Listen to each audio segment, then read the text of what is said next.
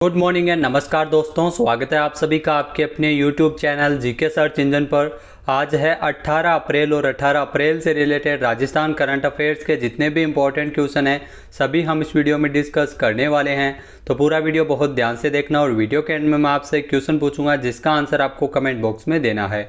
कल के वीडियो में मैंने आपसे एक क्वेश्चन पूछा था जो था हाल ही में राजस्थान राज्य सहकारी विपणन संघ राजफेड के प्रबंध निदेशक कौन नियुक्त हुए हैं। तो हाल ही में राजफेड के प्रबंध निदेशक के रूप में उर्मिला राजौरिया की नियुक्ति की गई है। सी ऑप्शन यहाँ पर बिल्कुल सही था। जिन दोस्तों ने सी ऑप्शन कमेंट बॉक्स में सही जवाब दिया था उनको हार्दिक शुभकामनाएं। आईएएस अधिकारी उर्मिला राजौरिया ने राजफेड के प्रबंध निदेशक के रूप में कार्यभार ग्रहण किया है। 15 अप्रैल को इन्होंने अपना कार्यभार संभाला है। निवर्तमान प्रबंध निदेशक सुषमा अरोड़ा ने इनको सौंपा है पद का चार्ज। राजफेड की अगर बात की जाए तो इसकी स्थापना 26 नवंबर 1957 में की गई थी। इसकी स्थापना कृषि उत्पादन की बिक्री करने, किसानों को कृषि आदान उपलब्ध करवाने के लिए और कृषि उत्पादन की खरीद करने के उद्देश्य से की गई थी। राजफेड जिसका फुल फॉर्म होता है Rajasthan state cooperative marketing federation यानी राजस्थान राज्य सहकारी विपणन संघ। तो इसकी प्रबंध निदेशक नियुक्त हुई है उर्मिला राजौरिया। तो चलिए स्टार्ट करते हैं आज के करंट अफेयर्स। पहला क्वेश्चन है, हाल ही में राजस्थान है वो मार्च माह में 1877 मेगावाट अतिरिक्त सोलर ऊर्जा क्षमता विकसित कर अक्षय ऊर्जा के क्षेत्र में देश में कौन से पायदान पर पहुंच गया है।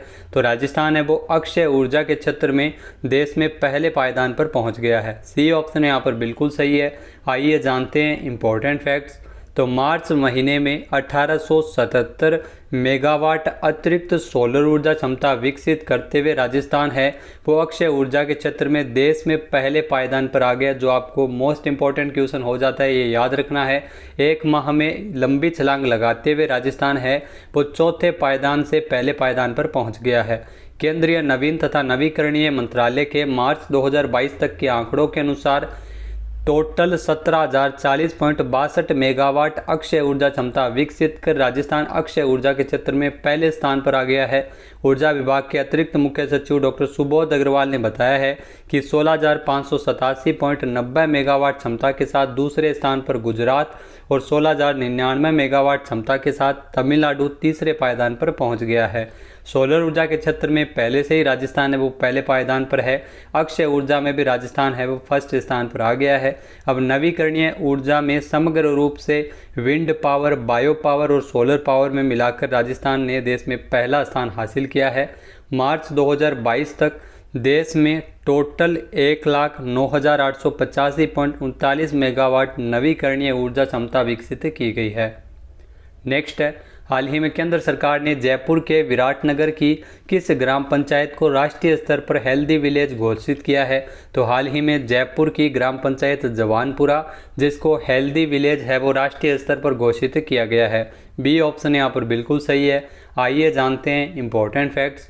तो जयपुर ज़िले की जवानपुरा पंचायत है वो देश के लिए रोल मॉडल बन गई है क्योंकि जयपुर की जवानपुरा ग्राम पंचायत देश की अव्वल पंचायतों में शुमार हो गई है। केंद्र सरकार ने विराटनगर जयपुर की जो ग्राम पंचायत है जिसको राष्ट्रीय स्तर पर हेल्दी विलेज घोषित किया है। केंद्र सरकार के पंचायती राज विभाग ने आज़ादी के अमृत महोत्सव को लेकर राष्ट्रीय स्तर पर कई श्रेणियों में अव्वल गांव घोषित किए हैं जिसमें राजस्थान प्रदेश से विराटनगर पंचायत समिति के जवानपुरा को हेल्दी विलेज के रूप में घोषित किया गया है। प्रदेश का पहला ऐसा गांव है जहां पर डोर टू डोर कचरे का संग्रहण किया जा रहा है। गांव में मैजिक पिट, घरों से निकलने वाले गंदे पानी का निस्तारण, कचरे का निष्पादन सहित कई महत्वपूर्ण कार्य करवाए गए हैं। जवानपुरा के सरपंच है जयराम पलसानिया। नेक्स्ट है, हाल ही में राजस्थान के किस जिले के एक केंद्रीय विद्यालय के शिक्षक दंपति द्वारा बनाए गए प्रोजेक्ट को एनसीईआरटी ने राष्ट्रीय पुरस्कार के लिए चुना है। तो हाल ही में जोधपुर से है शिक्षक दंपति जिनके द्वारा बनाए गए एक प्रोजेक्ट को एनसीईआरटी के द्वारा राष्ट्रीय पुरस्कार के लिए चुना गया है। ए ऑप्शन यहाँ पर बिल्कुल सही है। आइए जानते हैं इंपॉर्टेंट फैक्ट्स। तो हाल ही में आपको बता दें कि पुरातन काल से सभी प्रकार के ज्ञान विज्ञान में गणित का महत्वपूर्ण स्थान रहा है। जोधपुर के केंद्रीय विद्यालय के शिक्षक दंपति ने एक ऐसा प्रोजेक्ट तैयार किया है। इस प्रोजेक्ट में आपको बता दें कि maths phobia now no more amazing maths, ये दिल मांगे मोर, ये प्रोजेक्ट तैयार किया गया है। इसके द्वारा खेल खेल में मैथ्स सीखने के तरीके से बच्चों के लिए रुचिकर बनाया गया है। इस तरीके को, इस प्रोजेक्ट को एनसीईआरटी ने राष्ट्रीय पुरस्कार के लिए चुना है।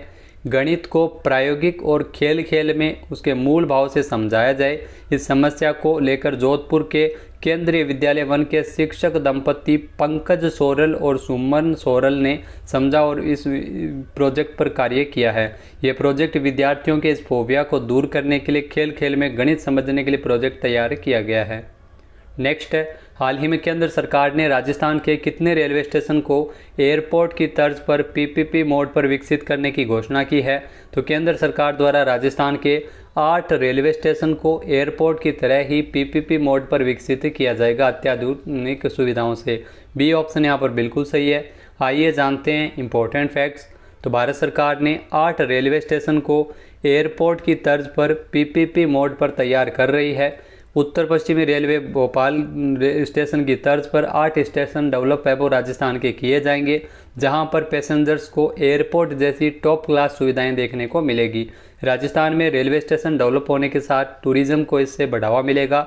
8 रेलवे स्टेशन पर पैसेंजर्स को वर्ल्ड क्लास फैसिलिटी मिल सकेगी। इन सभी स्टेशन की बिल्डिंग काफ़ी मॉडर्न होगी।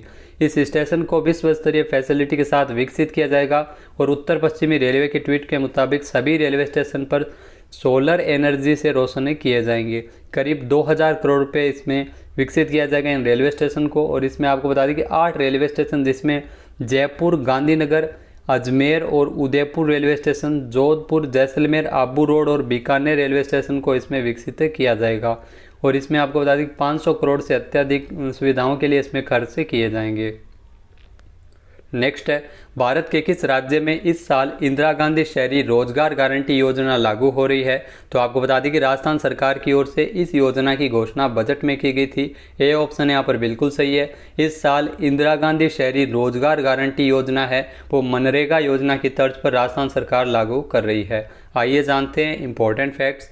तो राजस्थान की जो शहरी जनता है उनको राहत प्रदान करने के लिए मनरेगा योजना की तर्ज पर शुरू की जा रही है इंदिरा गांधी शहरी रोजगार गारंटी योजना। कोरोना महामारी एक के बाद आई 3 लहरों ने शहरों में निम्न आय वर्ग और आर्थिक दृष्टि से कमजोर वर्ग के लोगों की आजीविका को खासा प्रभावित किया है। इसमें अधिकतर थड़ी, ठेले वाले, फल सब्जी वाले, अन्य सामान बेचने वाले, रिक्शा चालक, ढाबा, रेस्टोरेंट, होटल तथा निजी क्षेत्र में कार्य करने वाले लोग शामिल है। शहरी क्षेत्र में मनरेगा योजना की तर्ज पर ही इस योजना को लागू किया जाएगा। आर्थिक संबल प्रदान करने के लिए इस योजना की घोषणा सीएम अशोक गहलोत द्वारा बजट में की गई थी। इसमें बेरोजगारों को शहरी क्षेत्रों में 1 वर्ष में अधिकतम 100 दिवस के रोजगार है वो दिए जाएंगे। 100 दिवस के रोजगार की गारंटी दी जाएगी। और इस योजना के क्रियान्वयन के लिए स्वायत्त शासन विभाग को नोडल विभाग बनाया गया है। शहरों में निवास करने वाले प्रत्येक परिवार के 18 से लेकर 60 वर्ष तक की आयु के सदस्यों के लिए इसमें रोजगार मिल सकेगा। नेक्स्ट है, हाल ही में राजस्थान तीसरे राष्ट्रीय जल पुरस्कार 2020 की सर्वश्रेष्ठ राज्यों की श्रेणी में कौन से स्थान पर रहा है? तो राजस्थान है वो दूसरे पायदान पर रहा है। ए ऑप्शन यहाँ पर बिल्कुल सही है। आइए जानते हैं इंपॉर्टेंट फैक्ट्स। तो केंद्रीय जल शक्ति मंत्री गजेंद्र सिंह शेखावत द्वारा 7 जनवरी 2022 को तीसरे राष्ट्रीय जल पुरस्कार 2020 की घोषणा की गई थी। मंत्रालय की तरफ से सर्वश्रेष्ठ राज्यों की श्रेणी में उत्तर प्रदेश पहले स्थान पर, वहीं राजस्थान है वो दूसरे पायदान पर रहा था और तीसरे स्थान पर तमिलनाडु रहा था। जल संसाधन मंत्रालय की तरफ से जो पहला राष्ट्रीय जल पुरस्कार 2018 में शुरू किया गया था, ये तीसरे राष्ट्रीय जल शक्ति पुरस्कार की घोषणा की गई थी, जिसमें राजस्थान है वो दूसरे स्थान पर रहा था।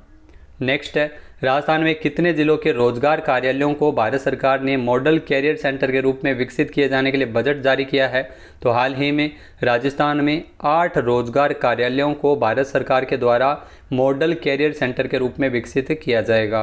बी ऑप्शन यहाँ पर बिल्कुल सही है। आइए जानते हैं इंपॉर्टेंट फैक्ट्स। तो राज्य के 8 जिलों के रोजगार कार्यालयों को भारत सरकार ने मॉडल कैरियर सेंटर के रूप में विकसित किए जाने के लिए बजट जारी किया है। राज्य सरकार के द्वारा भी इसकी प्रशासनिक एवं वित्तीय मंजूरी प्रदान की गई थी। सिरोही, जालोर, पाली, अलवर, दौसा, झुंझुनू और सवाई माधोपुर और बांसवाड़ा में ये मॉडल कैरियर सेंटर बनाए जाएंगे। जहां पर बेरोजगार युवाओं के लिए इससे स्किल टेस्टिंग, स्किल मैपिंग और साइकोमेट्रिक टेस्ट के जरिए रोजगार के अवसर मुहैया करवाए जाएंगे। नेक्स्ट है, राजस्थानी भाषा के लिए केंद्रीय साहित्य अकादमी का साल 2021 का बाल साहित्य पुरस्कार किसे दिया गया है? तो आपको बता दें कि राजस्थानी भाषा के लिए केंद्रीय साहित्य अकादमी का बाल साहित्य पुरस्कार है वो 2021 के लिए कीर्ति शर्मा को मिला है। सी ऑप्शन यहाँ पर बिल्कुल सही है। आइए जानते हैं इंपॉर्टेंट फैक्ट्स। तो हनुमानगढ़ में नौहर के जसाना गांव से अपनी साहित्यिक यात्रा प्रारंभ करने वाली साहित्यकार कीर्ति शर्मा, जिन्हें केंद्रीय साहित्य अकादमी का साल 2021 का बाल साहित्य पुरस्कार इन्हें मिला है, 30 सितंबर को नई दिल्ली में घोषित 24 भारतीय भाषाओं के लिए इस पुरस्कार की घोषणा की गई थी, जिसमें राजस्थानी भाषा के लिए बाल साहित्य पुरस्कार है वो कीर्ति शर्मा को दिया गया है। इनके बाल उपन्यास पाणीरा रुखाड़ा के लिए पुरस्कार इनको मिला है, जो राजस्थानी भाषा का उपन्यास है। नेक्स्ट है, हाल ही में डॉक्टर भीमराव अंबेडकर की कौन सी जयंती 14 अप्रैल को मनाई गई थी?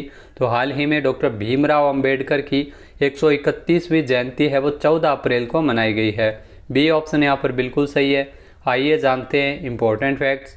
तो डॉक्टर भीमराव अंबेडकर की 131वीं जयंती है वो हाल ही में 14 अप्रैल 2022 को मनाई गई थी। डॉक्टर भीमराव अंबेडकर की जयंती भारत में हर साल 14 अप्रैल को मनाते हैं। उनका जन्म 14 अप्रैल 1891 में हुआ था। भारत के वित्त आयोग की स्थापना उनके द्वारा की गई थी। उन्हें भारतीय संविधान के जनक के रूप में भी याद किया जाता है। डॉक्टर भीमराव अंबेडकर, जिन्होंने 29 अगस्त 1947 से लेकर 24 जनवरी 1950 तक भारत के पहले कानून और न्याय मंत्री के रूप में कार्यभार ग्रहण किया था। नेक्स्ट है, भारत का पहला स्किल इंडिया इंटरनेशनल सेंटर कहाँ स्थापित किया जाएगा? तो ध्यान रखना, भारत का पहला स्किल इंडिया इंटरनेशनल सेंटर जिसकी स्थापना भुवनेश्वर में की जाएगी। सी ऑप्शन यहाँ पर बिल्कुल सही है। आइए जानते हैं इंपॉर्टेंट फैक्ट्स। तो कुशल कार्यबल के लिए विदेशी अवसरों को बढ़ाने के उद्देश्य से युवाओं को प्रशिक्षण देने के लिए भुवनेश्वर में भारत का पहला स्किल इंडिया इंटरनेशनल सेंटर स्थापित होगा। तो ये आप ज़रूर ध्यान में रखिएगा।